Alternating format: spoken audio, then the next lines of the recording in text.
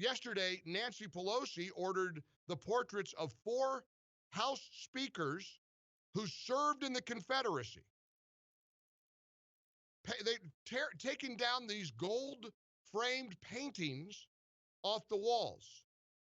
Incidentally, this didn't come up in the media coverage of the portraits being removed in the U.S. Capitol.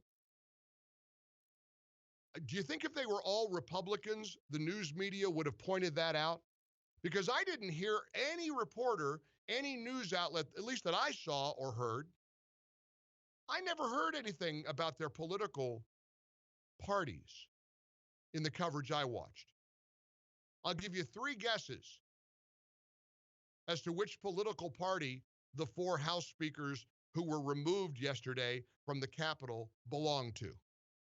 3 guesses. First 2 don't count. I mean, we are just in Goofyville.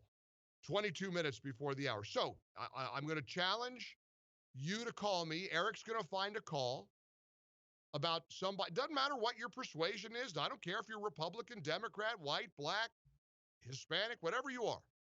You call me and explain how this should work in your view with the removal of these statues, since this has taken on a life of its own. 1-800-655-MIKE. Here's Sharon on the Mike Gallagher Show in the ReliefFactor.com studios. Hello, Sharon. Happy Friday. How are you? Well, not happy. I'm watching my country just flip upside down. I know. It's not a perfect union. We all know that, but no society is. We have our flaws and they need to be addressed, but I'm trying to understand what is going to be the end result once the unraveling has completed and all of the statues and monuments or whatever they want to do and stuff in Congress is all ripped from the walls. Where does that leave us? Does that mean all the systemic racism is gone? All the things are now equal now?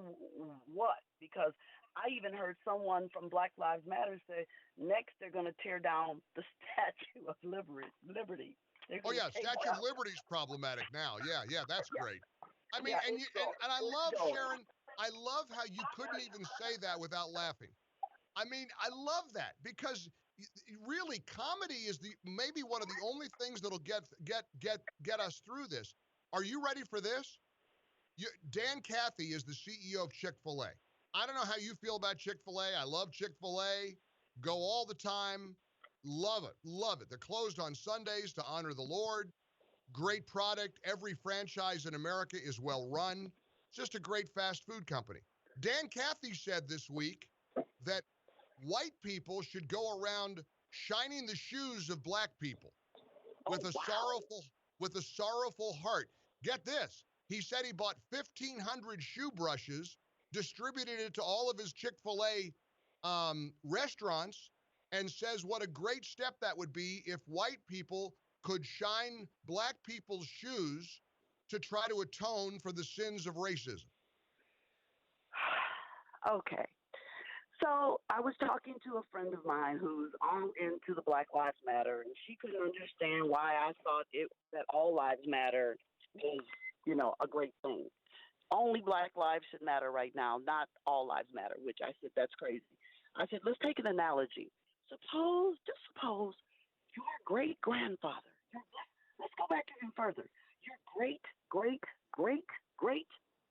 can I go back 6 greats? Grandfather. Yeah. You better go back 6 greats. Murdered his next-door neighbor's family. Right. They had a fight, and he went out and killed all 8 of the family members. Should you now have to atone for what he did? Should you be donating money?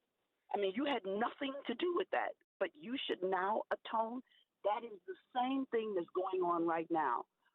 Everyone should atone. I was appalled when I saw that CHOP or Chaz or whatever were asking all white people to walk around in there and find a black person and hand them $10. Huh? I mean, and that literally, that was in the Chaz. Yeah, $10. Every white person should give every black person $10. This is the basis for the argument for reparations. That's literally why people who believe that reparations, and that would be a day, and it may be coming. I mean, things are going to happen. Every player in the NFL, Major League Baseball, they're all going to take knees. College football, they're all going to take a knee during the Star Spangled Banner. Be ready for that. There'll be a renewed interest in reparations.